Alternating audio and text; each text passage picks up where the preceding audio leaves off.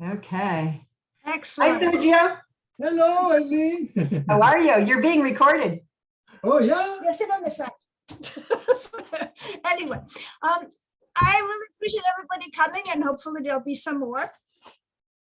I wanted you to meet my friend Eileen. I think she's absolutely fantastic. But I want to start with when I was maybe 39, one of my very good friends who had already turned 40 told me that if you are 40 and you wake up and nothing hurts, you're dead.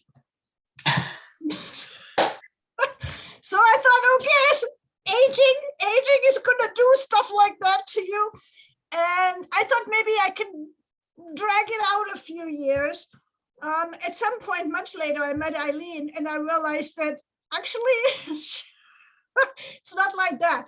If you wake up in the morning and you're way over 40 and nothing hurts, you have done your exercises.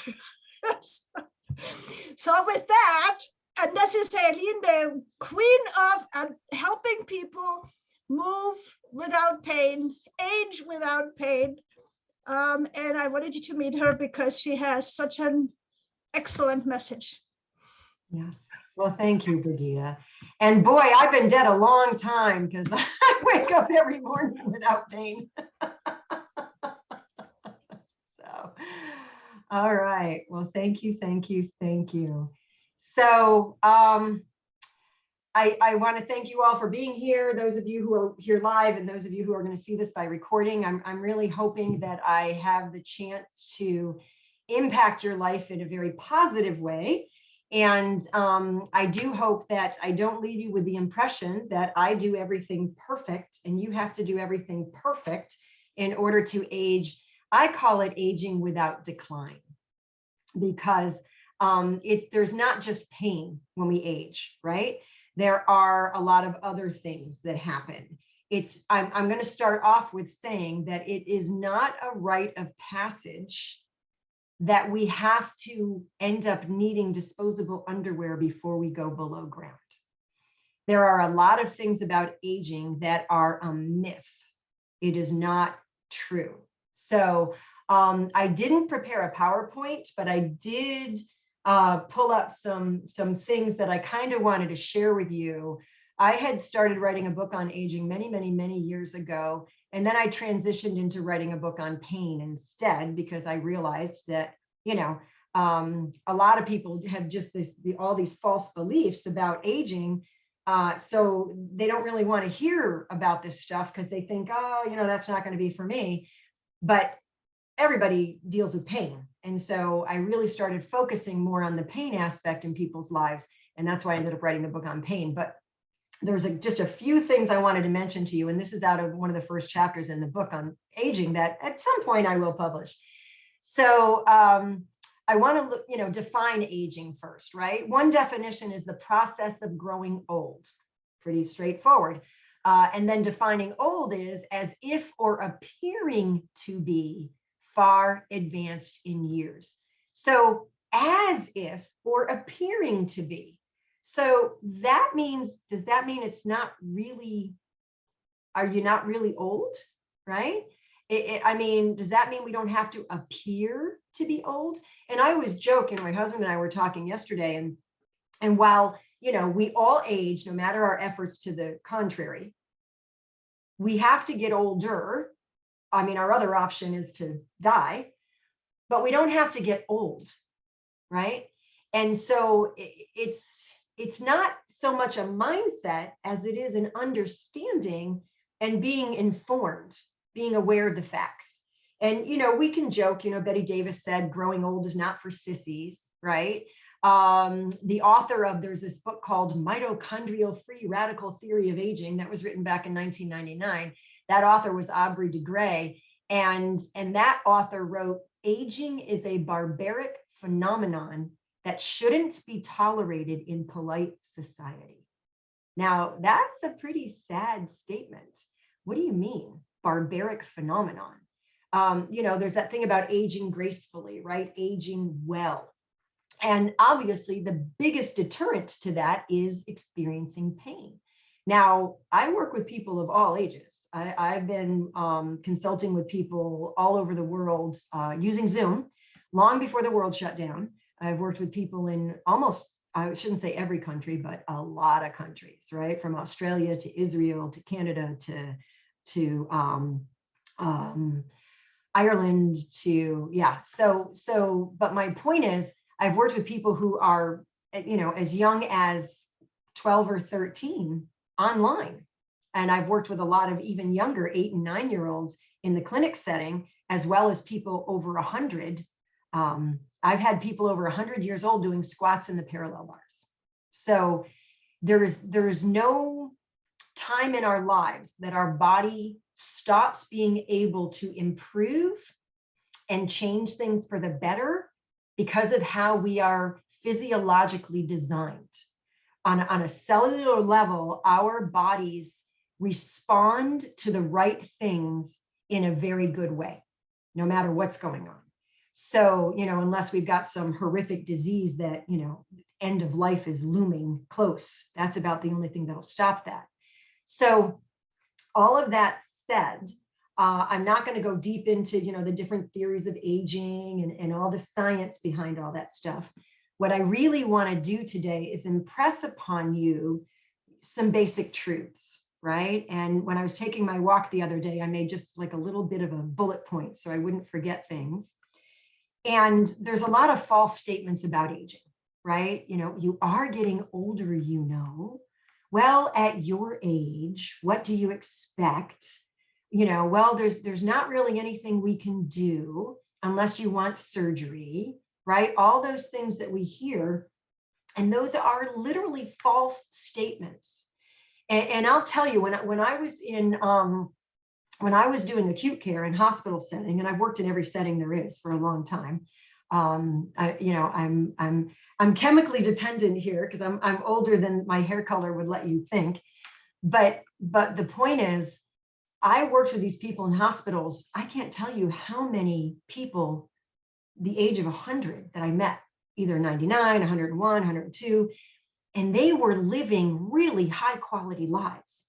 They were shopping themselves, driving, taking care of their own finances, cleaning their own apartments, cooking their own food. They were living a life of quality. They were in the hospital because they maybe had pneumonia. Yes, at that advanced age, sometimes an illness would get a little more severe than it would at someone in a younger age. However, they bounced back quickly because they had a really high quality of life. They were very active. They were very vital, and they got it back pretty quickly. They didn't end up in a nursing home, right? And then I would see people who were, my goodness, in their 50s or 60s, who had declined so much prior to that illness or that injury that it basically took away their independence. And they ended up being admitted in a nursing home setting, whether it was for long-term rehab or permanent placement. And that's just heartbreaking. And I know, the discharge planners in the acute care settings, they have a lot to deal with because they've got to deal with family that feels so guilty because they can't bring mom home again, or they can't bring dad home or grandpa because they need so much care. And the younger people are still working and who can afford 24-hour care in their home. And so I want to be part of a solution to that, right? I want to just have this megaphone, and I want you to help me spread the noise, or I should say, stop that false noise that's out there, because it's not how old you are. It's how you have lived. It's how you have cared for your body. And I had written this, and this is one other fact that I wanted to pull up that was in here. And this has to do with the US National Institute for Aging. They claim that approximately 80% of health problems that prevent a high quality of life in retirement years are not due to aging at all. I want you to get that, not due to aging at all, but to improper care of the body before retirement. Now, in my opinion, that's fabulous news, because that means you have control over your quality of life And aging is not meant to be filled with misery and suffering, and you can make a difference in your future. And if you're already, what we would say, up there in years, right? I mean, I'm going to be 64 this fall. It's never too late. As I said, I've had people 100 years old doing squats and parallel bars. Now, I would treat my patients in the clinic setting, in the this was a nursing home, short and long-term rehab setting. I treated them based on their ability, not their age. And I'm going to tell you a few stories because we remember stories, and this is going to impact you more than facts that I can list. So I'll never forget, there was one woman, she was 88, I think, maybe a little bit younger. And she had broken her leg. And so she was in there for rehab. She lived alone. She couldn't take care of herself while she was recovering. And I'll never forget the reason she broke her leg. She had been cleaning the snow off her roof and fell off the ladder. Now, do you know many women 88 years old who would be climbing a ladder, cleaning the snow off their roof? This was a woman she was a country woman. She was used to hard work her whole life. She was used to taking care of things. And I'll tell you, she was going to go back home. And if she had to clean snow off the roof, she was going to do it again. She'd probably be a little more careful on the ladder this time. But she wasn't going to, be sitting and knitting and watching soap operas. She was going to still be active and physical and moving. I had another gentleman who, flip side of this, was 86 years old. His wife brought him into the clinic, and he's sitting in the chair looking up at me. And his wife is sharing with me why he's there. She said, well, he used to walk to the corner store every single morning to get the paper, and he kind of stopped doing that. He started sitting more, and now he can't get out of the chair unless I help him. And so the doctor sent him here for physical therapy to get his strength back. And he looks up at me and he says, don't you think at my age, I should be allowed to rest? And I looked down at him and said lovingly, if you want your wife to dust you off once a day. Now, he, of course, was, oh no, I'm in trouble. But within 2 weeks, he was leg pressing over 200 pounds, and he could get out of the chair like a shot. So, and that was at 86 years old. So I kind of wanted to dispel the myth of aging, right? All these false statements about aging. Now, like I said, I don't want to go deep into the theories of aging. There's a couple of main theories, and then they've all got their little sub theories, and I could teach on that for a couple of hours, and that's just your eyes are going to glaze over. But I want you to understand that on a cellular level, your body is replicating and renewing no matter how old you are. It doesn't matter. You could be 12, you could be 112. You still have cells that are renewing and replicating and creating new cells all the time. Your red blood cells are always renewing, your bone cells, your everything, right? So the question is, what leads to decline? And I've got my little bullet list here so I don't forget. So we've got several things, and a lot of these are what lead to pain as well. So this is going to lead into that. I know that the title of this that was sent out to you was Aging Without Pain, but I really want this to be Aging Without Decline, because you can not necessarily have pain, but you may still have weakness, which makes it hard to get out of a car or squat down to get something out from under the sink or weed your garden or, get something out of the trunk of the car. So weakness is very important, and it affects quality of life. You can also develop instability, which again, may not have pain components attached to it, but if you're not stable, you're now at a very higher risk of injury and falling. And I can't tell you how many people I worked with who said, yeah, I don't know what happened. I was in the kitchen and, 1 minute I'm working at the counter, then, I turn, the next minute I'm on the floor, because rotation led to instability because their hip was not stable in transverse plane motion. So it's important that you understand that, and then a lot of that weakness and instability can also coincide with pain. And so it's important that we understand these things. Now, I'm going to share one last story, and then I'm going to go into kind of what leads to the weakness, what leads to the instability, what can lead to the pain. And then I'm going to hopefully finish with what you can do about it, right? Because nobody cares about a list of stuff unless you know what you can do about it. So this last story is, there was someone I worked with, oh gosh, I don't know, maybe 6 months ago. And, spoiler alert, she ended up doing really well. But when she contacted me, she was having chronic pain. She was having a lot of issues. And her family kind of talked her into consulting with me. She really didn't want to do it. I think she thought, there was nothing really I had to offer, or how could that work over a computer, or, her pain was going to be her pain and she was just going to have to learn to live with it or whatever. So I assessed this woman, and yes, she had pain. She had limited motion, and I walk people through a 3-plane functional assessment, which I provide in my Move Without Pain private club. There's a free membership, which when I post this teaching for you guys, I'm going to make sure the link is there and you'll know how you can access everything I'm talking about. And it's all free. So this woman was very unstable.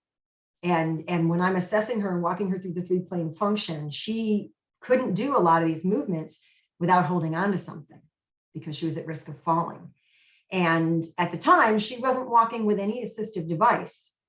And this wasn't me. I don't ever speak negative into anybody's life or death into anybody's life. That's just not me. But I had to be very honest with her. And I had to say, if you don't do anything about your current function and work to improve or restore what's missing or impaired or the deficits, I would say that within 5 years, you'll more than likely be needing to use a walker. Now, she admitted later on that she was really mad at me when I said that. It was so funny. We got to be pretty good friends and chat up a lot when we worked together. But she said, I was really mad at you when you said that. Oh boy, was I mad at you. She ended up working with me. She ended up doing really well. We got her out of pain. Her stability was improved, and she knew what to do moving forward to maintain and potentially even continue to improve. So the reason I brought this woman up is because she was seeing, I don't know how many different people, and had seen, I don't know how many different people to fix her. She had, and I'm not slamming any professions here. I'm just listing what she had accessed.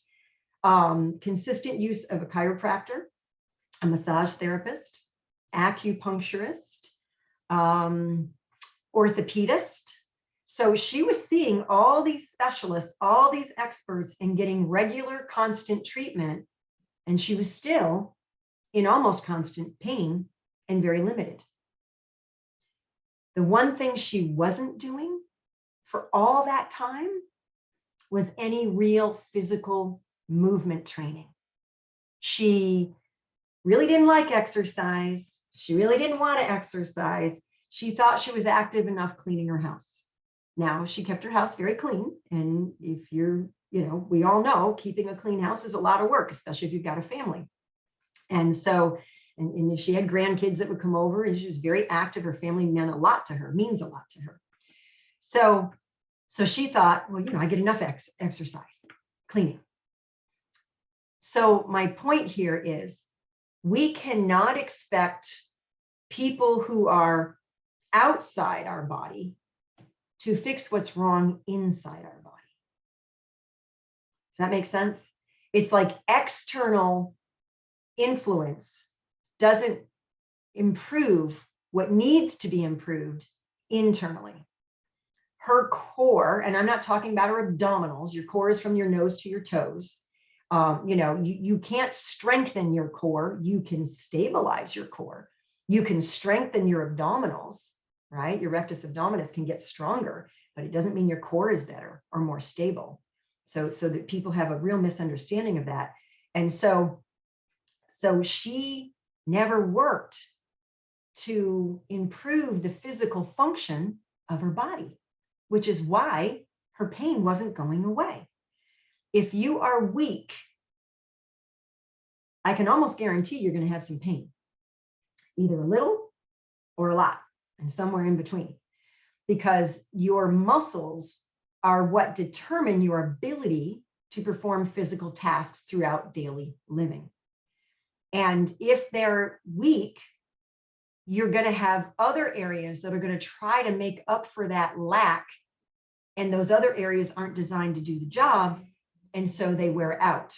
You end up with tendonitis, bursitis, potential injuries. So, and a lot of the times, and here's the kicker, a lot of the times the area that complains, that has pain, it's not the culprit. My book is called Pain Culprits for a reason, right? So I'll give you an example. Say my low back hurts, and every time I bend over, I have low back pain, and I struggle to pick things up. I struggle to push open heavy doors. I struggle to get out of a car, all because my back hurts. Well, I kind of quip a lot of the times and say, ignore the low back to fix the pain, because your low back, lumbar 1 through 5, your lumbar spine, your low back, between your trunk and your sacrum or your pelvis, it is a really simple area of the body that's very strong in bending forward and bending backward. So if you have pain bending forward or bending backward, unless you have some real serious structural problem, it's either your hips, your power source, your butt, the back of your hips, or it's above the lumbar spine and your thoracic spine has lost motion and function. So you can treat that low back till the cows come home. You can heat it, you can ice it, you can inject it, you can surgically alter it, God forbid. You can do all kinds of things to that low back, stretch it, have massage therapy, acupuncture, everything. But until you restore the function of your hips, specifically the power source, and or the trunk above, if that's the problem too, your low back is not going to get better.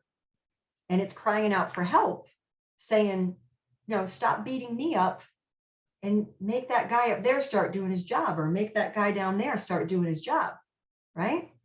So it's really important for you to understand that this is not an aging thing. This is a function thing. And as we age, if we don't know how to train our bodies in a functional, authentic manner, and this is not using some, I wanted to say stupid, but I'll refrain. I guess I already did.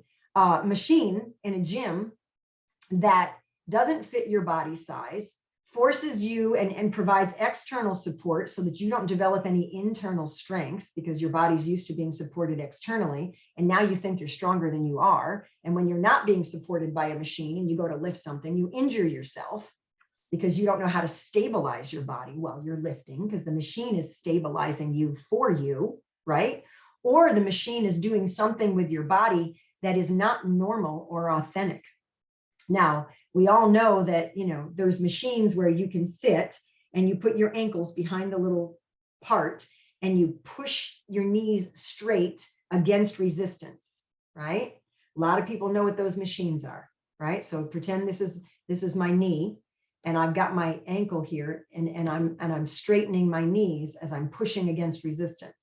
A lot of people know those machines. Oh, that's going to make my knees stronger. That's going to strengthen my quads. My thighs are going to get nice and strong. Guess what? That creates a really nasty abnormal shear on your knee, specifically your kneecap, your patella. It's patellar shear.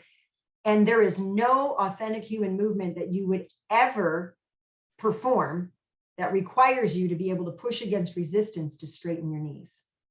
Nothing. Even if you're the kicker on a football team, there's no resistance there. You're straightening that and you're kicking that ball, but you're not pushing against resistance, right? So it's not authentic.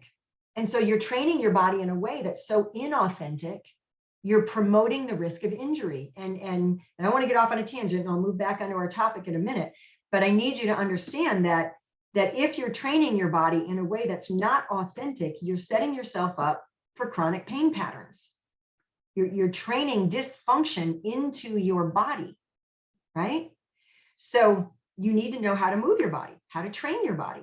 And if you're dealing with pain right now, it probably has nothing to do with your age and everything to do with the fact that you've got a weak power source, which is your glutes, your gluteus maximus. And that gluteus maximus is really, really, really important. And I think what I'm going to do, if I can pull this up, I'm going to show you a picture of your glutes, because your power source is, it's tantamount to your ability to do almost anything. When you're pushing open a door, it's not your arm that's weak if you struggle. It's not even your core that's weak if you struggle. It's your power source, because for every action, this is a physics thing, for every action, an equal and opposite reaction occurs. So when I go to push against the door, there's a part of my body that has to push in the opposite direction, which is my feet is pushing against the floor. And it's my power source that has to use the power to enable me to do that, right? So I'm going to show you this, and I'm going to have to share my screen here. And hopefully you can all see this. So here's the gluteus maximus, and I want you to see how this goes diagonal. So this means that this moves in all three planes of motion. We move in three planes of motion. We move forward and back, we move sideways, and we rotate. And sideways, I mean like side bending, okay? And then turning is rotation. So because of how these fibers are diagonal, your glutes, which is the largest, most powerful muscle in the body, are designed to work in all three planes of motion. And then you can see here your hamstrings. Now they're straight up and down, right? Except for where they come around the knee. So the hamstring, because it's straight up and down, works mostly in the sagittal plane, which is the forward and back, the bending forward. When you go to sit down, when you go to squat, when you're, all of those things, that's the hamstrings that are kind of, guiding you and keeping you from falling on your face when you bend forward. But of course, the glutes part of that because of how the diagonal action. This comes around the knee on both sides. So your hamstrings actually control knee function when you walk. They control what happens with the knees. When you walk, you're moving in all three planes of function. And if you're lacking any one of those planes in the power source, in your hips, in your trunk, in your feet and ankles, that impacts everything that happens above the ground, you need that function. And if you don't have it, you're going to have pain. If you have pain when you walk, I have a YouTube channel. If you just go onto YouTube channel and search my name, Eileen Kapsoftis, you'll come across my YouTube channel. I just started posting a bunch of educational videos a few weeks back, but I've got, back pain when you walk. Actually, I think I've got back pain when you walk. I've actually got neck pain when you walk. And that's another long story that I don't know that we'll have time to get into today, because I want to make sure there's time for Q&A and you can ask questions. So aging is not the reason you have pain. Hopefully I've made that pretty clear by now, right? I don't have pain. Now, do I ever experience pain? Yeah, I have times where I experience pain because of something, but I know how to resolve it. I have all of these self-care methods and techniques and strategies that I'm very well equipped to perform. And so I eliminate it just as quick as it happens. And a lot of the times I don't even get pain from things I do that most people would get pain from. It was just last summer, my friends and I, my friends helped me do a fire pit out in my backyard. And we had this grass that it's zoysia grass. I don't know if you've ever heard of that, but it's extremely thick, really, really, really thick. It's like thatch. And I had to use a pickaxe to go into the ground and kind of rip it up. I mean, it took all the strength I had. I used that pickaxe for 2.5 hours. And the next day, I just kind of felt like I did a really heavy workout. I wasn't in pain, but I knew I had worked certain muscles quite a bit, right? But it wasn't like I was incapacitated or anything. So, you don't lose your function as you age. There are people who run marathons in their 80s and 90s. I did research on this when I did my several months of aging on my newsletter, which goes out every month. And hopefully you'll all want to sign up for that because you'll learn a lot of good things that way. But I did research. There were some people who, I remember one woman, she didn't even start running until she was in her late 70s. And then she ran her first marathon in her early 80s. And she had been sedentary most of her life. She was a professional pianist. So that's somebody who's sitting down, right, for hours a day, studying and training and practicing. So it's no matter how old you are, I feel like I need to say this over and over and over again.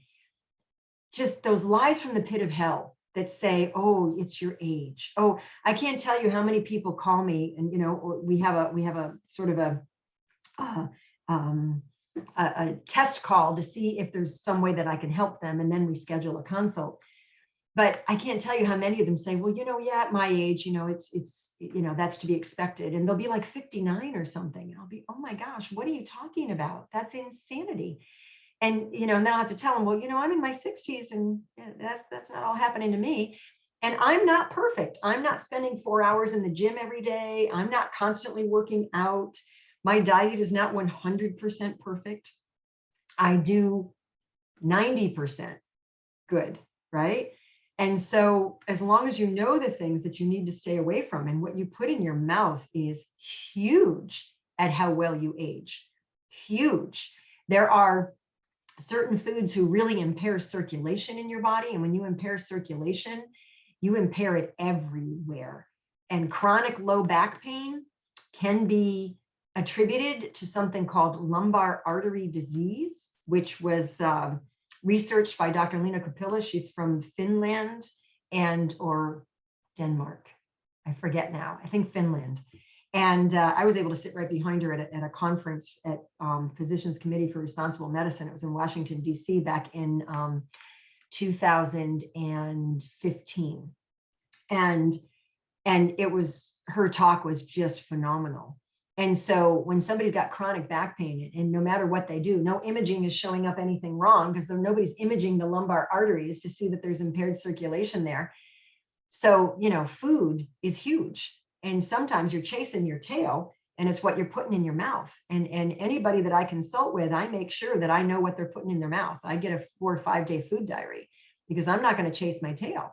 It's the same thing with medications. There's a lot of medications that we take that create chronic pain. Statins are notorious for creating pain, especially leg pain. So, you need to know, so you're not trying all this different stuff and you're not going to 14 different experts if it's something you're putting in your mouth. You need to know, right?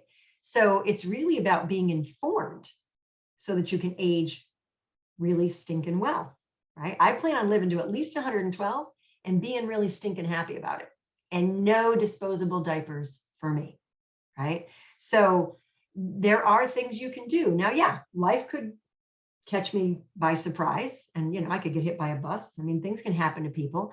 I had somebody one time say that to me because I was eating something healthy. I was at work, and they felt guilty because they saw me eating something healthy. But they were a good friend of mine, because I was able to get this person out of pain pretty quickly. And so he just adored me. But he's teasing me, and he sees me and he goes, I hope you get hit by a bus. And I started laughing, and everybody else we worked with was like, Gary, they couldn't believe he said that. And I just started laughing, and I said, I'm going to be the healthiest corpse you ever saw. So, we make our choices, we decide, but that's the best part, because we do have choices and we can decide, which means we can impact what happens to us, right? It's not a rite of passage. It's not the luck of the draw. It's not kismet. It's not, the decisions we make is what happens, is what decides what happens to us for the most part. We have control over a lot of things, right? Total control is an illusion, but we have control over a lot of things. We can control what we put in our mouth. We can control our daily life as far as our habits, what we're going to spend time on, what we're going to prioritize. I've worked with a lot of people who initially they didn't want to invest the time it would take to restore what had been lost in their body, the deficits, the impairments, because they were so busy with other things, right? So we can prioritize. Now, I know sometimes there are people who, they might be caring for an elderly parent and they're working and they have kids. So yeah, they're pulled in a million different directions, but that's not necessarily the norm, right? Most of us can take a half hour to an hour a day and do really good self-care. And to me, part of that is I just love to take long walks. There's something to be said for stress in our lives. And cortisol is essentially the stress chemical. And cortisol can make you fat in your trunk and it can destroy your short-term memory. So you really don't want a lot of cortisol being released in your body, right? Cortisol is meant to be this stabilizing chemical that keeps you alive during really stressful times, like if you're a prisoner of war or during a famine. Cortisol is meant to help keep you alive. But if we're under constant stress, which today's world sort of breeds that, and we don't manage that stress well, we don't have good strategies. Me, I'm a person of faith. I have such faith in God and prayer and all of that alleviates any stress in my life. But I also love to walk. And walk can alleviate stress in your life. Walk can reduce your cortisol levels, especially if you're walking in nature. And I happen to live in an area where I've got dirt roads and I'm going past cows and streams and waterfalls. And it's the most beautiful thing. There's one little barn that has a peacock and baby donkeys. And so it's just a beautiful way for me to just, talk to God and alleviate any stress. No cortisol in my life. But you have to know these things, right? So I do want to save time for Q&A. So I'm going to finish with a couple of things. So what to do about it? Okay. When I was in college, there was, I had to take a language and I was in the Spanish 1 class on Saturday morning because I returned to college at the age of 30. I was a single mom when I went back to college. And so there was this woman who was in my Saturday morning Spanish 1 class, 9 a.m. at the local community college. I did my first 2 years in the community college, saved a fortune, and then transferred into the PT program at Russell Sage College. And so I got talking to this woman one Saturday. She was a lovely woman. And my jaw almost hit the floor when she told me that she was in her 80s. Now, I could have sworn she was in her 60s. I would have never guessed she was in her 80s. And I had to say, what on earth are you doing here on a Saturday morning taking Spanish 1? And I'll never forget her answer. She said, I'm here to turn over a few brain cells because when you stop, they throw dirt on you. And I thought she had the best answer ever. And so we're not meant to stop. Motion is lotion. Ideally, our bodies are meant to move, right? Not to sit in a chair all day long on the computer or watching television, right? We're meant to move. So usually what I'll tell people is if you have to sit for a long period of time, make sure you break it up. I'll set my phone to go off every 20 to 30 minutes to remind me to stand up. And when I stand up, I want to open up my front hip joints. And I want to kind of do a little back bend because the psoas, that muscle that's in the front of the hip, and I'll show you that quickly. I think you'll like seeing this. This muscle here is notorious for locking short. And so it's not necessarily age that's pulling you forward and making you not be able to stand up. It's this muscle. And this muscle can be trained. This muscle can be restored in its function. And you can see this muscle attaches to T12, the bottom of the trunk, to L4, which is just above L5. And so it attaches to your lumbar spine. You've got right and left. So what happens if you go to stand up and you feel like, oh, I can't really straighten up right now. I feel all, and you may be feeling the pain in your back. It may be pulling here. But it's those psoas muscles I just showed you. You've got right and left, and your hips don't want to straighten up. right? So what I do, and I advise everyone to do, is if you've been sitting a while, make sure you stand up, put your hands in the small of your back so that you're comfortable and you're supported, and just bend backward a good 10 times, just back and forth. This isn't about staying back and hanging out there. Now, if you know you shouldn't do this because you've got some serious medical issue or whatever, don't do this, okay? But if you can, just, you want to bend back, but then come back out of it. Because what you're doing is what's called an eccentric load. You're lengthening those muscles to load them eccentrically, and then you're unloading them. And it's the load and the unload that creates this beautiful pumping action that helps to hydrate and mobilize the muscle and restore it to full function. So there's so many things that you can do to address pain, specifically chronic pain. The reason it became chronic is because you didn't know what to do about it, and you were beating up the victim and ignoring the culprit. And the culprit can be where you would never expect it. You can have neck pain, and the culprit can be the ankle. And I'll finish with this, and then I'll answer questions. And I had this guy come in. He had 8 or 9 treatments with another therapist who was on vacation. He ends up on my schedule, and I looked through the notes, and I see nothing had changed. So I asked him, and he said, no, no better.